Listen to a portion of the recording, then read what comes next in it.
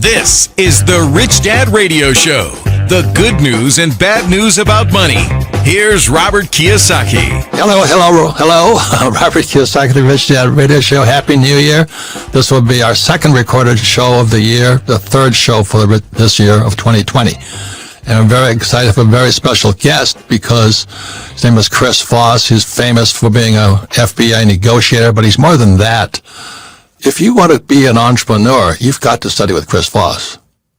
I mean, the number one skill of an entrepreneur is communication. You can call it negotiation, you can call it sales, you can call it whatever you want. But as my friend Blair Singer says to me all the time, he says, sales equals income. Do you know? And when I find somebody who can't sell, is their income is low, or vice versa. We interviewed Chris years ago when his first book came out, Never Split the Difference. And I hate to say I didn't read the book, but I will read the book now. I'll admit that. And all I remembered from that, which a lot of people remember from Chris, was the midnight DJ, voice and all that. So I was practicing that. Didn't work. But what really worked, Chris, I'm going to surprise Kim on this because, about 3 or 4 years ago, Kim says, I'm out of here. I don't want to be married to you anymore. And I went, ¿Qué pasa? What did I do wrong? What did I do wrong? Then I was listening to you discuss my friend Donald, the Trump, and he's a really good friend of ours. But what you said about him, it just hit me right between the eyes. I was going, holy mackerel. Donald plays win-lose. He has to win. He wins at all cost. And I was going, oh my God. And then this is not your words, but I paraphrase the same, but if you play win-lose, pretty soon people stop playing. And then that's exactly it. Yeah, and that's my way of saying with Kim, we're talking before the show came on. I went to military school. Day one, we're screamed at. There was no compassion. Then I joined the Marine Corps, and I learned to adapt to that behavior. Do you know that you talk to everybody like a Marine? So for 35 years, I talked to Kim like a Marine. And one day she said, I've had enough.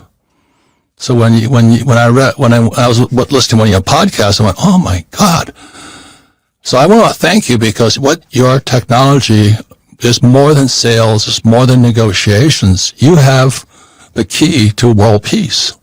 If we could learn to speak with kindness and humanity and support.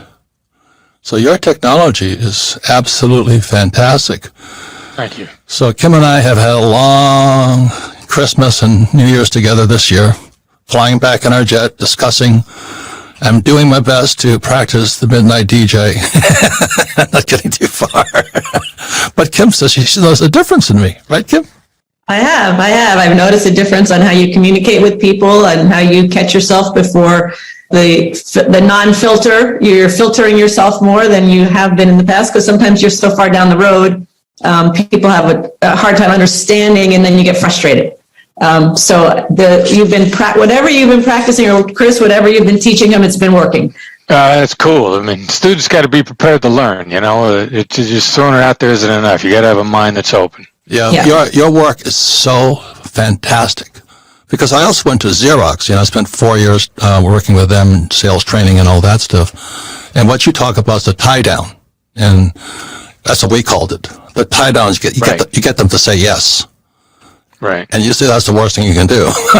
So, your stuff, Chris, is so profoundly opposite what I think is one of the most important skills an entrepreneur, but a man and wife, anybody talking to people must know what you know.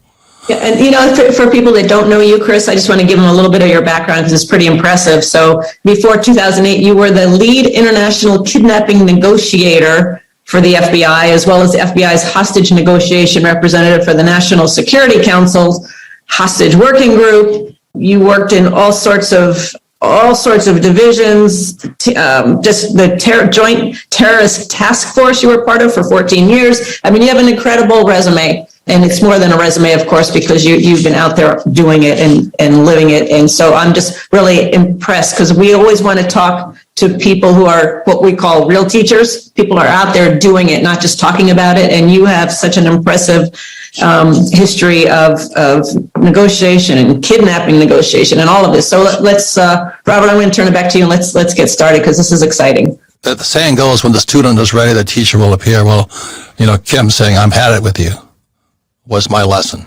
I'm ready to listen. So that's why I encourage everybody from an entrepreneur's point of view, get his book, Never Split the Difference. But if you want to stay happily with people, getting to be a better communicator, Never Split the Difference is essential. And because I'm reading this book right now, it's called Karma by Sadhguru. So I said, this is what Chris has taught me. It says, if you allow your humanity to overflow, the divine will happen. That's what Chris is teaching.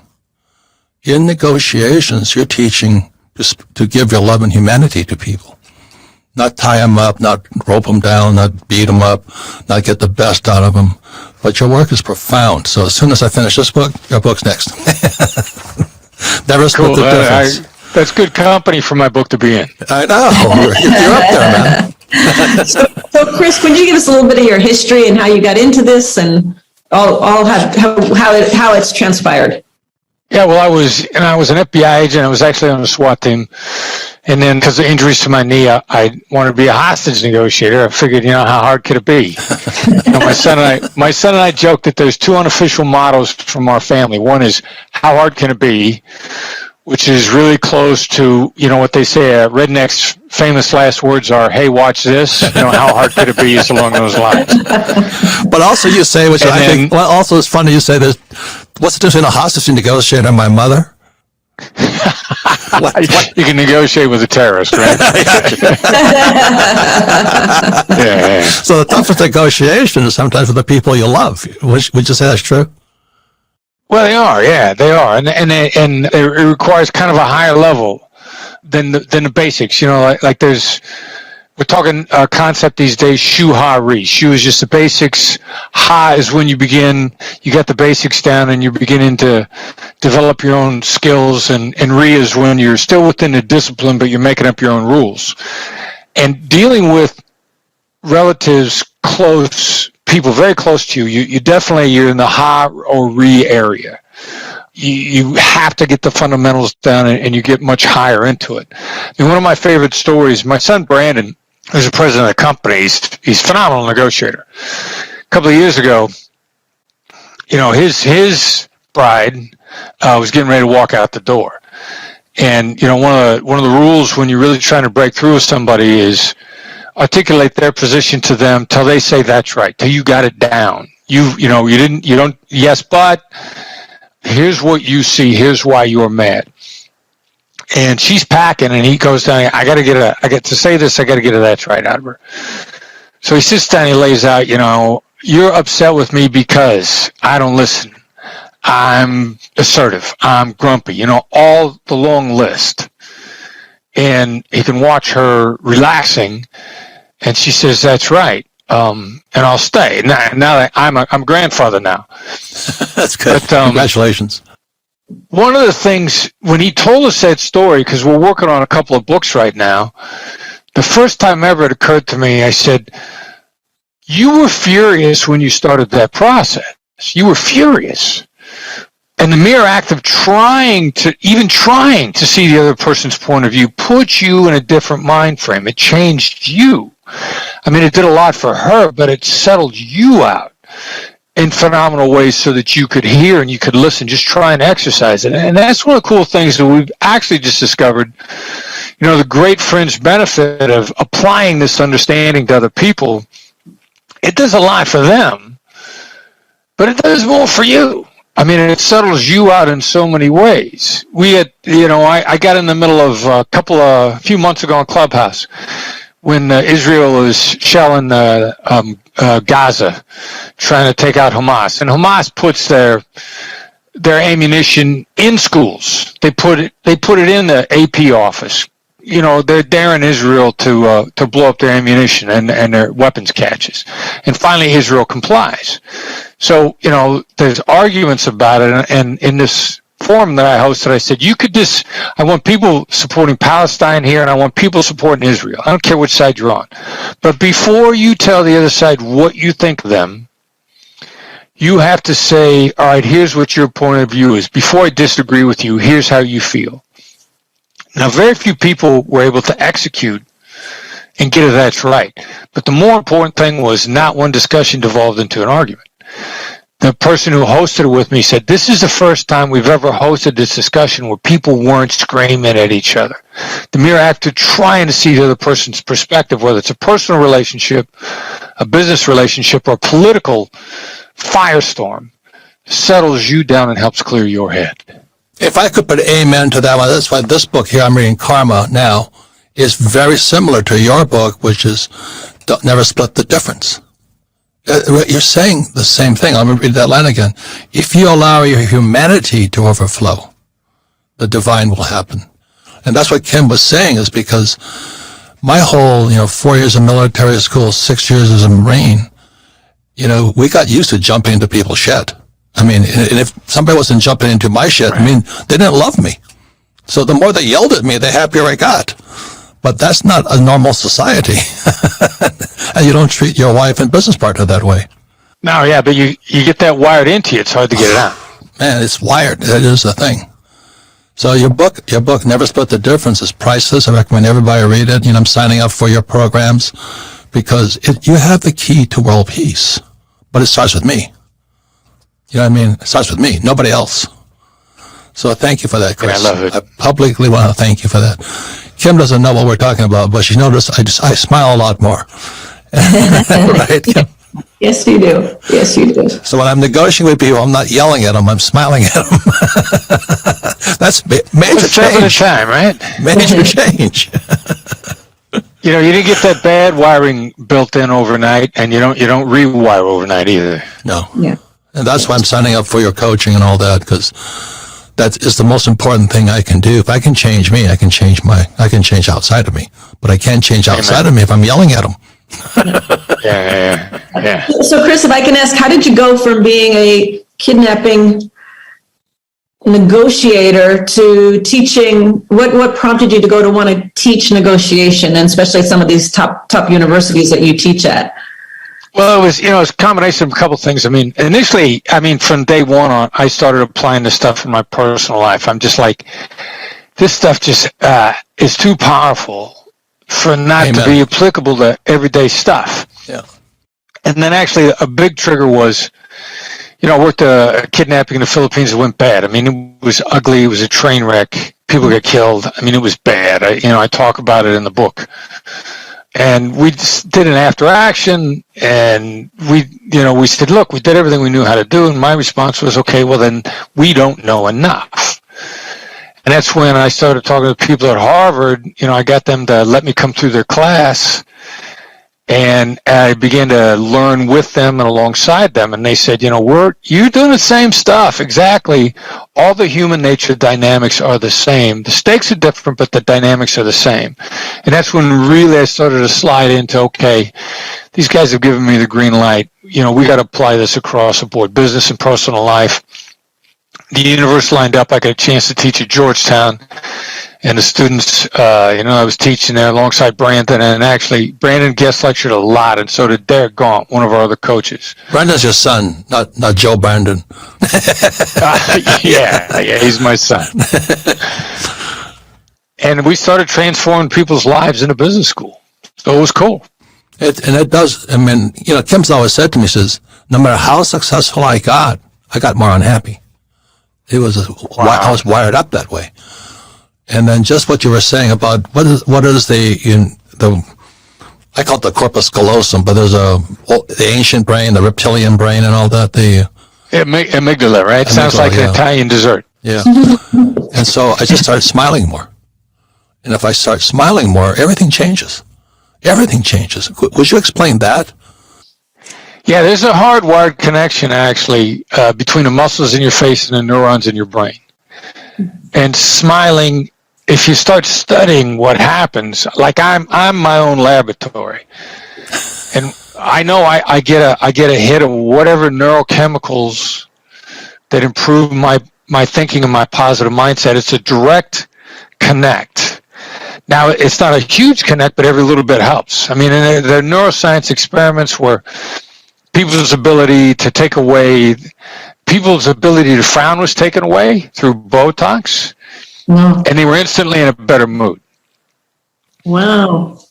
And so, but simultaneously, it also sort of stopped them from smiling. So frowning hurts your brain, and smiling helps your brain. And you pick up every edge you can. I mean, I'm always I want every edge I can get. And then you take that attitude, like kidnapping negotiation were long shots, slim and none. Well, you get used to dealing with slim and none, and you're successful enough, you go like, all right, I'll take slim. Give me every edge I can. I'm going to take a shot. It beats zero. And smiling is one of those little things that begin to push you slowly into the plus column. So can I take that to one more step? Is that, as Kim says, he was saying to me, he said, why are you so unhappy? You're the most, we make millions and we have all the success. But you also said that that's hardwired into unhappiness. The amygdala or something? I call it the reptilian. Yeah. What? Yeah. So, same thing. And so what I do now, Chris, is I wake up and I smile. Whereas before, I mean, just that little bit, I smile, I get to my little book and I write in it and I study spiritual things. But I would wake up depressed, and I'd carry that into the day. So that's how, and I think Kim's noticed that I'm a little chirpier in the morning. I'm actually washing dishes and stuff like this. But I would get up thinking about what I had to do to be more successful. Does that make sense to you, Chris? Yeah, 1,000%. And part of that is our default mode, what you'll lapse into, default with no work, is survival is negative. The caveman had to worry about, how am I gonna survive today as soon as he got out of bed? And we've got that hardwired into us from the days that, you might not live to sundown. So you had to be worried, genuinely worried when you got out of bed in the morning. How am I going to get through the day? Those cavemen survived. The optimistic caveman got up in the morning and got taken out because like chill out, today won't be a bad day. And so you need a daily practice. It's spiritual hygiene, just like you got to brush your teeth every day. You get out of bed and you brush your teeth first thing in the morning. You're practicing mental hygiene by forcing yourself to smile the moment you get out of bed. Yeah, and my compliment to Kim was, Kim already practices what you teach. Kim's always happy. And I'm going, how does she stay so happy? And I get more depressed. But it was really understanding what you were saying, that I get up in survival mode. Yeah. I've got to be successful. And I am. But it didn't make me happier. Clearly. Any comments on that, Chris? Yeah, well, you get into a routine where this is how I've succeeded up to now. And a lot of people lift themselves up off the ground to start with by getting after it. If you're down and depressed, anger can lift you out of that. And you remember, focused, attacking, this is how I've succeeded. And you don't realize that what got you here won't get you there. To get to the next level, you gotta pivot out of that. It's very hard to do because the people, that are largely positive are not as visible. Because the reinforcement in our media, not just social media, not just today, but the attacking, the drama, that's what's reinforced in our social media. People brag about negotiations, they're going to brag, I had them over a barrel. The people that are really taking their lives to the next level, like you don't hear Warren Buffett doing an interview where he's bragging about slaughtering somebody because he knows that interferes with his success. Oprah. Like Oprah is highly positive, and her success credentials are extremely high, but you don't see it because it's so quiet. So it's also harder. We don't get that much feedback in our environment of how the positive launches more people forward to the upper levels than the negative ever will. Well, that brings up a great point that you were saying, Chris, because the media, they're so focused on the negative, and they're just bombarding, in the social media too, it's just bombarding us with all the negativity, and the world is this is happening, and it's just so negative all the time. What do you do as an individual to combat that, to not get sucked into that? Like Chris, he uses the word how to. Very good. That's a great word. How? Chris, I'm listening to your stuff on YouTube, and I said, shit, Kim does all that crap. That's why she's so happy. That's my question. How do you deal with that? How do you overcome that, and how do you not get sucked into that? Well, I intentionally curate. I do look at the media some, and I make it a point to. They're gonna feed me more of what I look at. Yeah. So I am consciously curating the positive, and the more positive gets fed my direction. They want to know what I like and what I click on. So I'm like, all right, what do I need for my mental health? I'm focusing on, and I'm always looking for new sources of data and information on human behavior. Like Andrew Huberman is like the smartest dude out there right now on hard data on what works in human behavior. And because I listen to him enough, Amazon's listening, all the, however they're connected, I'm getting fed more and more positive, uplifting stuff because I intentionally curate that. And I do limit my my media exposure. Yeah, me too. But when I'm in there, I'm intentionally clicking on the stuff that's going to feed me the stuff that makes me feel good. And I'm careful not to get drawn down a rabbit hole because, they're trying to suck you down that negative rabbit hole every chance they get. So once again, it's Robert Kiyosaki, the Rich Dad Radio Show. Our special guest today is Chris Voss. His book is called Never Split the Difference. It's an essential book for anybody who wants to be an entrepreneur. It's essential because communication is your skill set. That's all you got, basically. Because, and then as my friend Blair Singer says, sales equals income. So when I meet somebody whose income is low, their communication skills are low, or they're depressed, whatever the point may be. So with that said, we'll come back. We're going into more some of the things that we're taught at. I went to professional sales school. I used to just take sales class after sales classes to sales classes.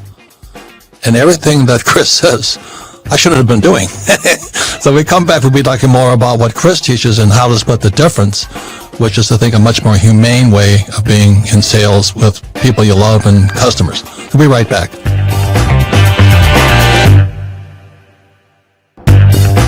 Welcome back. Robert Kiyosaki, the Rich Dad Radio Show, the good news and bad news about money. And you can listen to the Rich Dad program anytime, anywhere on iTunes, Android, and YouTube. And please leave us a review when you listen. And all of our programs are archived at richdadradio.com. We archive them for one reason. We don't sell anything. We don't recommend stocks, bonds, mutual funds, ETFs. We don't recommend any investments, but we do recommend study and education. And repetition is one of the best ways to learn. Like you don't learn to be a golfer taking one golf lesson. It becomes a lifelong project. So go to richdadradio.com, listen to this program, have friends, family, especially business associates or spouses, partners. Listen to this program with Chris Voss. The book is called Never Split the Difference. A priceless book because it's, like I said, I'm reading this book right now. It's Karma by Sadhguru, and I'll just read it again because it's worth reading.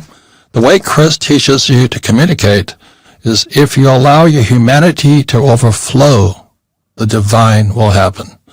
And what I was, I went to the U.S. Marine Corps, 4 years Academy, 6 years Marine Corps, and then 4 years of Xerox sales training. I could tie them down, and I would win. But as Chris says, if you win too many times, people stop playing the game. Right? So, Kim, what do you want to say about the book, Chris's book? Yes, and so I just want to reiterate that Chris has incredible credentials, and he was the lead international kidnapping negotiator for the FBI. I think he knows a little bit about negotiations across, and then there's a whole series of other credentials that Chris carries. But I just wanted to say, so here, I just pulled this off my bookshelf, and you'll see all the tabs. And now you're inspiring me to go back and reread this book and practice it even more because it's a phenomenal book. But in the book, Chris, you talk about being a black swan negotiator. What is a black swan negotiator? Yes, it's somebody that just makes subtle little changes in the way that they communicate. 2mm shifts, to borrow a Tony Robbins phrase, that make all the difference in the world. I mean, little things here and there. None of them are big adjustments. They're just a little bit of change, and they make a massive difference. The little things that have huge impacts. So you talked in the first part about smiling. What are some other small changes that we can make? Yeah, well, a small one. but it's hard because it's against our wiring, is, getting out of the yes business. Like, stop getting people to say yes and substitute a question. Go from, do you agree, to do you disagree? Go from, does this look like something that would work for you, to saying, is this a bad idea? Yeah. Are you against? Have you given up on? I mean, that tiny shift from yes into no is monstrous. It's monstrous. And that's the single simplest shift, but also the hardest because it's against your wiring. Like, people love to hear the yes. Like, when you hear yes, you feel the heavens part, the angels sing, the birds are chirping. But the difference is what does it feel like to say it versus hear it? And right. People feel safe when they say no. Yeah, well, that's what we've been trained at, right? Oh, get them to say yes, get them to say yes, get them to say yes, yes, yes, yes. And so when you ask the question, do you want to buy? Yes. I mean, that's the training, right? Yeah, that's the theory. Yes, very good. And that's why I want to back up what Chris is saying, because I went to, Xerox sales training for 4 years. My best friend and I were number one in sales. And we call them tie downs, get them to say yes. Yeah. Wouldn't you agree? Wouldn't you agree? Wouldn't you rather have more time with your friend and family? Wouldn't you like this? We're in training them to say yes. So we kind of trick them into saying yes. So when I started listening to your podcast, I was going, holy moly, my job is to get them to say no. So would you, before we go into that, we'll hold that, because that's probably the hardest thing I've had to learn, is how to get them to say no. Because I'm so entrained to get them to say yes. In the Marine Corps, there is no, sir. In the Marine Corps, there's only 2 words. Yes, sir. That's it. Yeah. There's no, sir. So anyway, before we go on that, would you mind giving us what the Black Swan Group does and what services and products you offer? Yeah, we coach and train negotiations. I mean, higher output. We coach corporate teams, but we really cater to the top 1%. I mean, somebody like you who believes that learning is a lifelong process and reads. I mean, you got to pick it up from the outside. It's people that say, well, experience is the best teacher, and the only way that they learn is through experience. I mean, those are slow learners. So the top 1%, the people that are drawn to us, they believe in investing and learning in themselves, and they want to collaborate with people. They want to take their life to a higher level. They want to put their kids in a better house, send their kids to a better school, and they're willing to invest in themselves to go after it. So we coach those people and we train them, and very much like a real coach. I mean, everybody out there calls themselves a coach these days. A real coach stands on the sidelines with you and sends you into the game and watches how you perform. And then you come off the field and you make adjustments with that coach. And we are actively involved in coaching people through top-level negotiations and stand with you while you work through it. And, everybody's got enough at stake. But you got to realize that and how much you're going to lose by screwing it up. And a lot of people don't really understand how much they're leaving on the table. So we coach and we train. Okay, one more thing. You said something about a coach or somebody who's better than you will never criticize you, or something. There was something you said in one of your podcasts. What was that? Because I'm not a fan of critics. Right. Never take advice from somebody you wouldn't trade places with. Never take directions from somebody who hasn't been where you were going. And really, if they're on your side, if they're really mentoring you, they're not going to criticize you. I mean, they're going to get in there with you. They're going to coach you so you perform better. They're going to make you go through the obstacle yourself. Correct. But they're going to coach you while you do it. They won't remove the obstacle. And you don't want people removing the obstacle for you. You want to learn how to get through it on your own. Right. The best thing about what Chris is saying is that everything I was taught through all the military and sales training and all this is opposite. And the hard part is being opposite. So like my job is I was doing my best to get Kim to say no. She wouldn't say no to me. I got to try something else here. So Chris, from Christmas through New Year's and flying back on the plane, I was practicing. I couldn't get her to say no. And I forget some of the things that you had in here, but that I do use. And there was one that you say, and I just used it the other day, and I didn't even realize I was doing it. And you said that these effective pauses, how powerful silence is. And I was talking with a gentleman. We had made an agreement, and he was backing out of that agreement. He said, well, I can't do that, but I could do this and this. And I said, well, I can't do this and this, and you need to fix this problem. You got to fix it now. And I just shut up.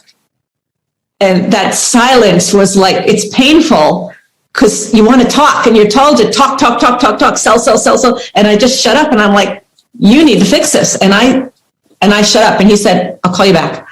And he called me back, and he fixed the problem. Nice. I had to stop talking. And the reason what you teach, Chris, is so important. It's every day, and it's every day we make the same mistake. Like I was still a U.S. Marine, and I was still a Xerox salesman, number one in sales, tying people down, manipulating all this. You call it assertive. Marines call another word asshole. Just tough as shit. And the price was Kim. I was just too tough on her. Now, Kim is tough as nails also. She is, don't mess with Kim. I mean, your mother's tough, Kim's just as tough. But anyway, there comes a time when it stops working. And I think that was one of the best lessons you gave about my friend Donald is he's tough. I enjoy being around him, but not everybody can take it. Is that Yeah. I got, I've been watching Donald Trump for a long time. I was in New York in the 80s and the 90s when he was there. Actually, one of the very last things I did in New York when I was volunteering on a suicide hotline, he agreed to host a fundraiser for our hotline at his apartment in Trump Tower, and he showed up. So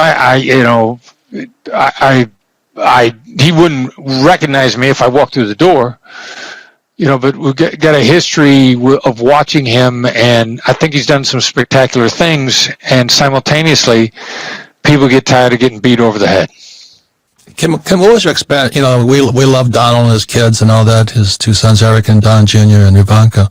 What was your, and of course, Meredith and all of his staff. What was your experience with dealing with him? Well, my experience was terrific. I mean, we never really had a negotiation, but he was very respectful. I mean, he was very respectful. I think the funniest thing when you talk about him wanting to win, I think one of the reasons he wanted to do a book with Robert is because Robert had the best-selling personal finance book of all time, and he wanted to be the best. I think that's why that happened. But no, I enjoyed working with Donald very much, and I think he's he practices what he preaches. He's a business guy, and he's trying to get the country back as a business. So I'm all for it. So Chris, how do you get somebody to say no? I mean, because my whole life has been geared to say yes. I practice over Christmas and New Year's. I couldn't get Kim to say no. Well, a lot of it, it's really what comes after the word no. First of all, are you against? It's context, and when somebody says no, typically they start kicking in additional ideas. Like, no, I'm not against it. You might shift into what stands in the way. I mean, really focusing on barriers and the other person's comfort level, because we're just so wired that if I say yes, there's a hook here someplace. Yeah.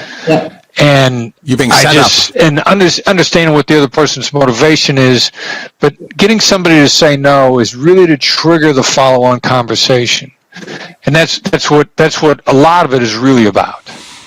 So, would you explain what happens, from the human psychology point of whatever you call it, the neuropsychology, getting somebody saying a no versus a yes, because we are so conditioned. I am.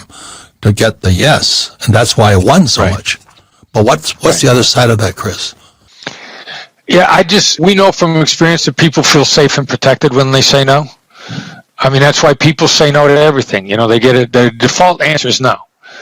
And I started looking back on, like when my son was 17 and the words "Dad, can I" came out of his mouth, I would immediately say no. But I reflected back on that, and then I would always say, now that I said no, what was it that you wanted? And I looked back, and I realized that I was always more open to the conversation after I said no. So the specific neuroscience behind it, that's one of my conversations with Huberman, because I was lucky enough to meet him, for my birthday a couple months ago. My girlfriend, Wendy, convinced him to come down and have lunch with me as a birthday present. And he is an interesting cat. Who is this again? We talk for hours about the neuroscience. Okay, good. His name is Andrew Huberman. He does a podcast out of Stanford, and he's like what you want in a PhD, because a lot of PhDs they want to be Jesus because I said so. It's true because I said so. Huberman's a PhD, but he says here's the data, here's a study, peer reviewed, solid data. Don't listen to me because I said so. Go to the sources that I've come to. And so his info is very solid, and plus he's an interesting cat. And so we've talked about that. I threw some things at him, like, I know this to be true. Let's figure out what the neuroscience is behind it. And I stumped him a couple of times.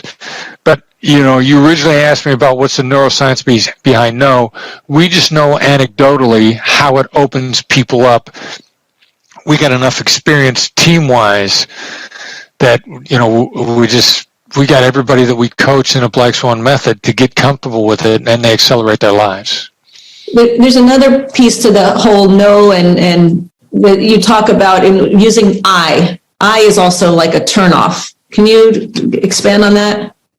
Well, so that's a little context driven also, but I is a very self-centering thing, and you want to be conscious in the moment. Most of the time you don't want to self-center. Like, a lot of psychologists will say, psychiatrists, therapists, well, what I'm hearing is, well, then that takes a conversation away from the other person. It self-centers on you when you should be focusing on them.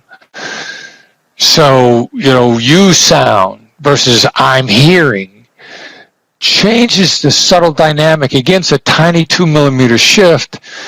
And the 99% of the time, the word I is going to work against you. And you want to focus on the other person. Let them know that you're attentive to them as opposed to you're more fascinated with your own reaction. Now you talk about it instead of saying I, what I'm hearing is it seems like, it feels like, it sounds like, and that puts it back on them? Right. Yeah. It makes them feel more focused on. The other thing too is, what do you think is a hard question to answer. And if you say seems like you're thinking in depth, there's something about that second one, it seems like, or you seem like you have a reason for saying that. You get a much more honest response, an unvarnished download of what the other person is thinking. And even, the other day when I was exhausted, I'm coming back from Dubai, texting with one of my colleagues, and I threw a question at him, and he could have texted back, what makes you ask? Instead, he texted back, seems like you have a reason for asking that. And I immediately downloaded all my thoughts, and if he'd have said, what makes you ask, when I was tired, that what triggers in-depth thinking, I didn't have the capacity when I was tired to do in-depth thinking, but I could give him a straight download of what I was thinking. Interesting. So that's why I'll plug this book again. It's called Karma by Sadhguru. And this is what you're teaching. If you allow your humanity to overflow, the divine will happen. And I believe that's my experience of what you're teaching. Because you give other people the control to speak, not try and tie them down like we do when I was trained in the Marine Corps, but also at Xerox sales and things like that. So your work is profound, and I really suspect it can be a major component for world peace, or at least peace among people. Because, Kim remembers the last time we were in Bryce Island, South Carolina, and I sit down for dinner, and then 2 seconds later, I'm ready to pound on this guy because I was talking to him about how I don't pay taxes, and he started telling me why I should pay taxes. And the Marine came out. You know what I mean? I just, screw you. I'm not going to, and I just went to fight mode immediately. And so I think Kim noticed I'm smiling a little bit longer and speaking less. Have you noticed that, Kim? Yes, I have. And it's also to your whole subject, Chris, of negotiations. Just that word triggers reaction in people, because negotiation is always like a confrontation, and you want to win and they want to win, and you're trying to, so your whole premise is not to be combative, but to kind of figure it out together. Yeah, exactly. And the other two things are the words, like you use the word, how can I do that, versus why are you doing that? What's the difference between why and if you say how? What's the difference? Because I notice I ask why a lot of the times, and I stop doing that. Yeah, and now why is a hot button word?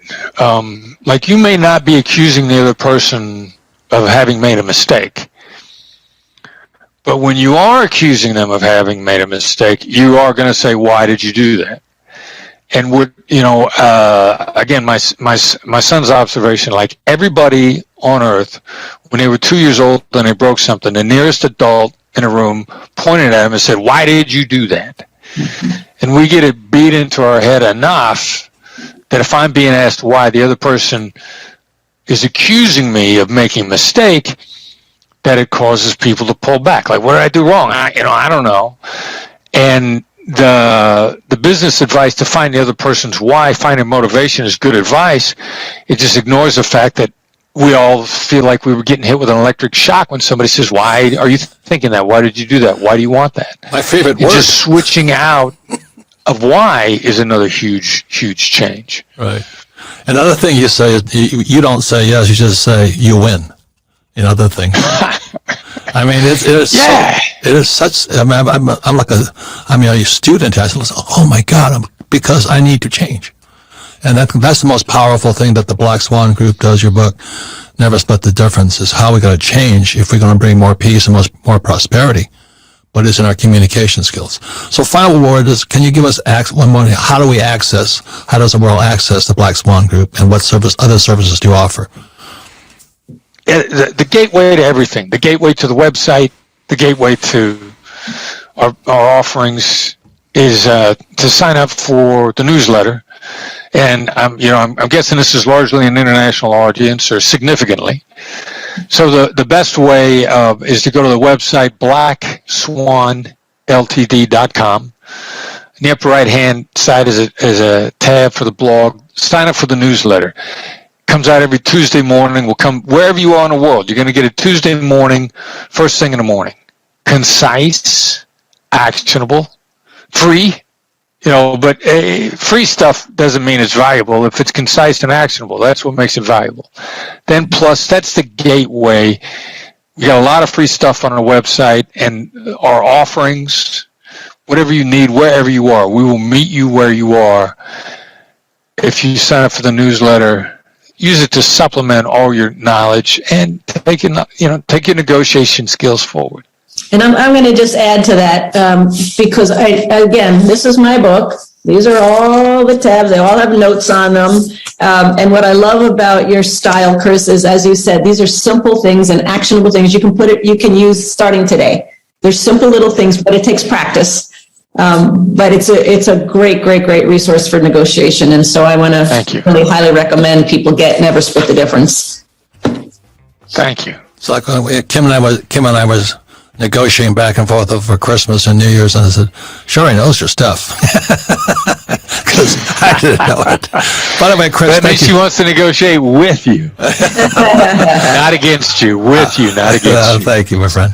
So thank you very much. Keep up the good work. It's very important work, and thank you all. Thank you very much, Chris. Thank you, Chris. Pleasure being on with you guys. Yeah, I love talking with you guys. Yes, thank you. We'll be doing more. So we'll come back, we'll wrap it up, okay? So thank you to Chris Voss.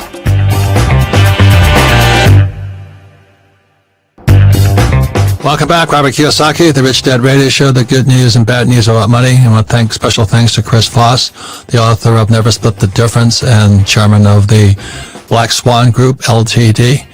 Because if you are an entrepreneur or you want to get along better with people, your communication is crucial.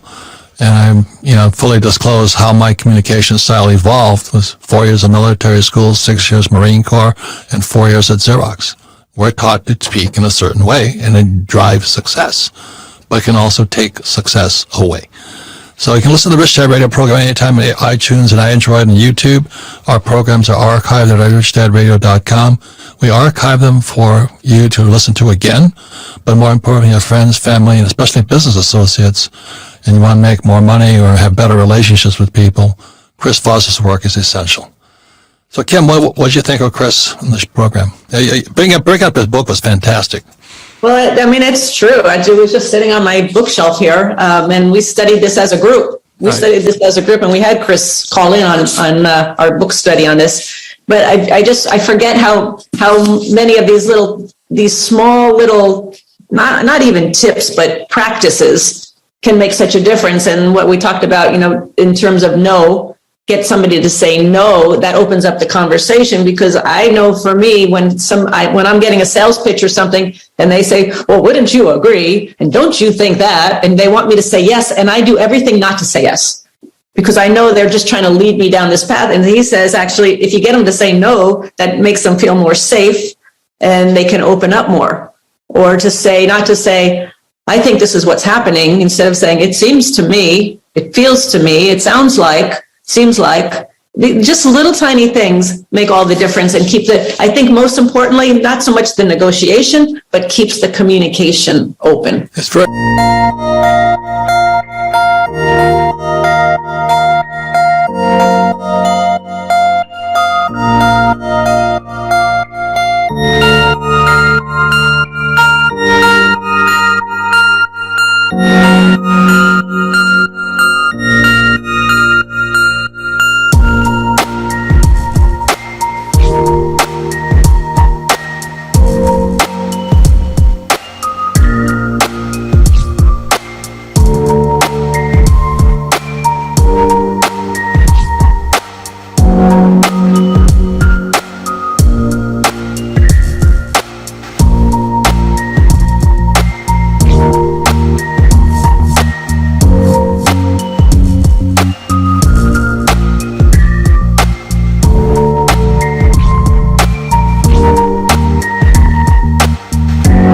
Humane.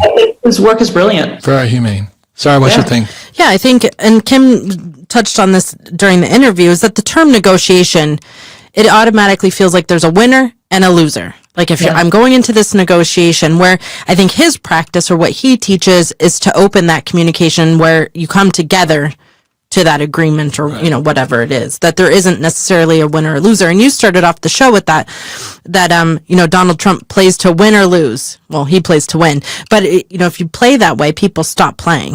Right. And I think that's the collapse of the negotiation then happens.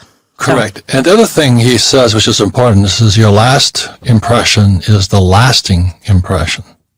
And he says that's neuropsychology. So if I'm there being an asshole, that's what you remember. And that's why I'm called an asshole so many times, because I practice it every day, and Kim knows that. I kind of enjoy it, it's self-defense, but as a Marine, if we weren't being yelled at, it meant the guy didn't care about me. It doesn't bother me, but it bothers most people. I don't really care if you're screaming and yelling and stomping on my toe. It's part of the culture. So anyway, I carried all of that plus the Xerox tie downs. Wouldn't you agree? And if we could do this, do we have a get into the say yes? And that's why people hate salesmen. So anyway, that's why please check into the Black Swan LTD. Is that what it is? Yes, you're right. BlackSwanLTD.com. And get the free newsletter. And I think Chris is onto something very important for all people, for health, wealth, and prosperity. Yep. And I want to just add one more thing, what you just said, Robert, about negotiation and the tie downs and all of this, is people know in that situation they're being manipulated. They know it, right. And they don't want to be manipulated. They want to be heard. They want to be talked to. They want to be talked with. And I think that's where it gets a bad rap. So yeah, this has been great. It's been great talking to Chris. Yeah. Well, I watch YouTube. Would you like to find out how I made $6 million for 25 cents? And just click here on the YouTube and like me. I'm going, I'll never click. I'll never do any of that stuff, because I know you're trying to sell me something, you idiot. But anyway, I want to thank all of you, and you have final words on that, Sarah? Oh, I mean, that's hilarious. But this is a great show because as we looked to 2022, we had a great conversation with Jim Rickards. And, the outlook of 2022 does not look so shiny and bright. But if you can work on yourself, you can make things better for yourself. Correct. So I thought this was a great follow-up to that episode. So, Kim and I have, for all these years have been together, and now we're splitting up. But we can still be friends and business partners and all this. So we're going to get our divorce and move on. But it doesn't have to hate each other and stuff like this. It's been almost 36 years now. But it's been, I finally got 2 yeses. So, okay, that's why we're splitting up, is because I was playing winners and losers too hard. I play that game very hard. And most of my friends do too. So it's an interesting thing. That's why I'm reading this book right now, Karma by Sadhguru, is because we create our karma from inside. Doesn't come to you from outside. And so it's been a fantastic Christmas and New Year's, huh, Kim?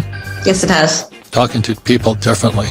Just talking to them differently and being aware of the last impression and how we support them being, spreading our humanity, not our vengeance.